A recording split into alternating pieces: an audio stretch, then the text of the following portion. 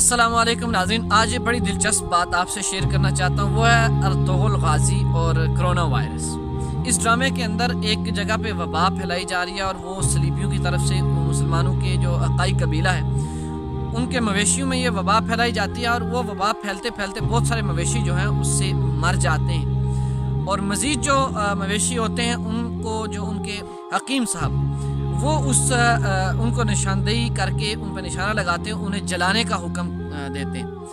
तो एक छोटा सा बच्चा बकरी का रह जाता है और उस बकरी के बच्चे में के साथ यानी कि उसको भी एक वायरस होता है, वो जो वबा फैलाई जाती है। तो वो बकरी का बच्चा, छोटा मासूम बच्चा जो है उसको खेलते खेलते छुपा देता है। अब यहाँ समझने की बात यह है कि वो बच्चा छुपाता है और उस बच्चे को वो वायरस लग जाता है, वो बीमारी लग जाती है जो सलीबियों की तरफ से काई कबीले के अंदर फैलाई गई।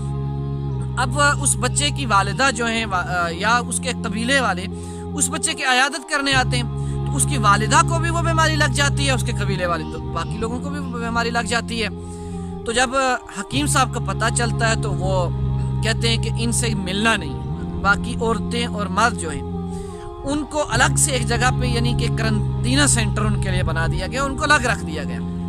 यानी कि उस दौर में भी वबा फैलाई जाती थी, यानी वो 1200 का दौर था और आज कौन सा दौर है, यानी इतना जदीद दौर। क्या इसके अंदर कोरोना वायरस इंसान फैला नहीं सकता? इंसान ये वबा खुद बना के इंसानों के अंदर फैला रहा है। मेरा ये गुमान यानी मेरा ये शक जो था ये यानी कि 99% ये शक दुरुस्त साबित हो रहा है कि ये कोरोना वायरस इंसान ने बनाई है, यानी कि उसने लेबॉर्ट्री में तैयार की है और उसको फैलाया गया है। मैंने इस ड्रामे से ये एक चीज़ सीखी है कि जो सलीबी लोग थे यानी काफिर लोग थे, नॉन मुस्लिम थे, उन्होंने मुसलमानों के अंदर ये वबा फैलाई। समझने की बात यह है कि उस दौर के अंदर वबा फैलाई जाती थी, तो क्या आज के दौर में वबा नहीं फैलाई जा सकती?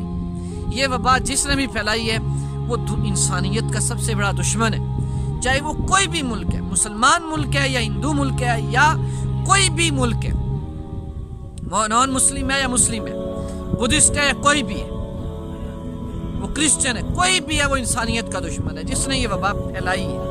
और दूसरी बात, अगर इसको आप अल्लाह का अजाब समझ लें तो ये भी इंसान के अमाल की वजह से सारा कुछ होता है। जब इंसान हद तजावुज कर जाता है तो फिर ऐसा ही होना है। तो लिहाजा मेरी जो समझ में आई है कि ये वबा फैलाई गई है, इसके पीछे कौन से महर्रकात हो सकते हैं, आप भी कमेंट में ज़रूर लिखिएगा। आपके कमेंट्स का इंतज़ार रहता है। वस्सलाम।